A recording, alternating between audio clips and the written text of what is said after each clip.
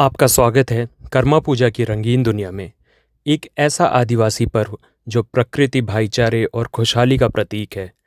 चलिए चलते हैं इस अनोखे त्योहार की परंपराओं, कथाओं और खूबसूरती को करीब से जानने के लिए।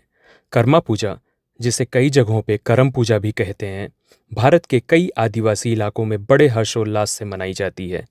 यह त्योहार मुख्य रूप से झारखंड, बिहार, उड़ीसा, छत्तीसगढ़, पश्चिम बंगाल, असम और बांग्लादेश के कुछ हिस्सों में मनाया जाता है। कर्मा पूजा भाद्रपद भादो मास की शुक्ल पक्ष की एकादशी तिथि को मनाया जाता है, जो आमतौर पर अगस्त या सितंबर में आती है। यह पर्व समर्पित है करम देवता को, जो यौवन, शक्ति, उपजाऊपन और समृद्धि के देवता माने जाते हैं। कर्मा पूजा से पहले गांव की कुंवारी लड़कियां एक विशेष परंपरा निभाती हैं। वे चावल, गेहूं, जौ, मक्का, चना, अरहर, मसूर जैसे 9 प्रकार के बीज एक जावा नाम की टोकरी में बोती हैं।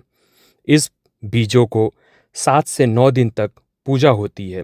रोज पानी दिया जाता है और कभी-कभी इन्हें हल्दी के पानी से सींचा जाता है। ये अंकुरित पौधे, जिन्हें जावा फूल कहते हैं, पूजा के दिन करम देवता को अर्पित किए जाते हैं। यह परंपरा उपजाऊपन, समृद्धि और नए जीवन का प्रतीक है। कर्मा पूजा की सबसे खास परंपरा है कर्म वृक्ष की डालियां लाना।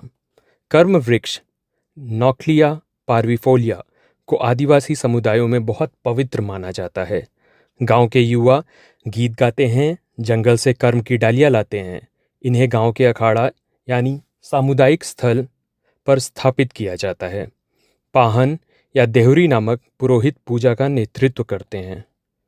वे धान के अंकुर, चावल की हंडिया, फूल, धूप, दीपक और कभी-कभी प्रतीकात्मक बलिदान अर्पित करते हैं। इस पूजा के दौरान करम देवता से अच्छी फसल, सुख, समृद्धि और परिवार की सुरक्षा की प्रार्थना की जाती है। पूजा के बाद शुरू होता है कर्मा नृत्य, इस त्योहार की सबसे रंगीन झलक। पुरुष और महिलाएं गोल घेरे में हाथों में हाथ डालकर कर्म वृक्ष की डालियों के चारों ओर नाचते हैं। वाद्य यंत्रों की थाप, मंदार, नगाड़ा, तिमकी के साथ गीत गाए जाते हैं, जिनमें प्रकृति, प्रेम, भाईचारे और जीवन की कहानियां होती हैं। रात भर यह उत्सव चलता है। लोग हंडिया पीते हैं, गीत गाते हैं और प्रकृति के साथ अपने रिश्ते का जश्न मनाते हैं। कर्मा पूजा की एक लोकप्रिय लोक कथा है 7 भाइयों की।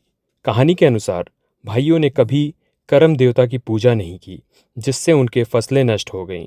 जब उन्होंने करम वृक्ष को पुनः स्थापित करके प्रार्थना की, तब समृद्धि लौट आई। इस कथा का संदेश है, प्रकृति का सम्मान करो, तभी जीवन में सुख समृद्धि बनी रहती है। इसके अलावा ये पर्व भाई बहन के प्रेम का भी प्रतीक है।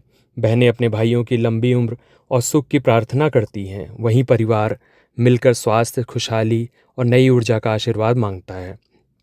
आज भी कर्मा पूजा उतनी ही आस्था और उत्साह के साथ मनाई जाती है। गांव के साथ साथ अब शहरों में भी सामूहिक कर्मा महोत्सव आयोजित किए जाते हैं। राज्य सरकारें और सांस्कृतिक संस्थाएं इस त्योहार को बढ़ावा देकर आदिवासी परंपराओं को संरक्षित कर रही हैं। कर्मा पूजा सिर्फ एक त्योहार नहीं, बल्कि यह प्रकृति, भाईचारे और सामूहिक खुशहाली का उत्सव है। यह हमें सिखाता है कि जब प्रकृति के साथ सामंजस्य में रहते हैं, तो जीवन में संतुलन और समृद्धि बनी रहती है। अगर आपको ये वीडियो पसंद आया हो तो इसे लाइक, शेयर और सब्सक्राइब करना ना भूलें। मिलते हैं एक नए त्योहार की कहानी के साथ।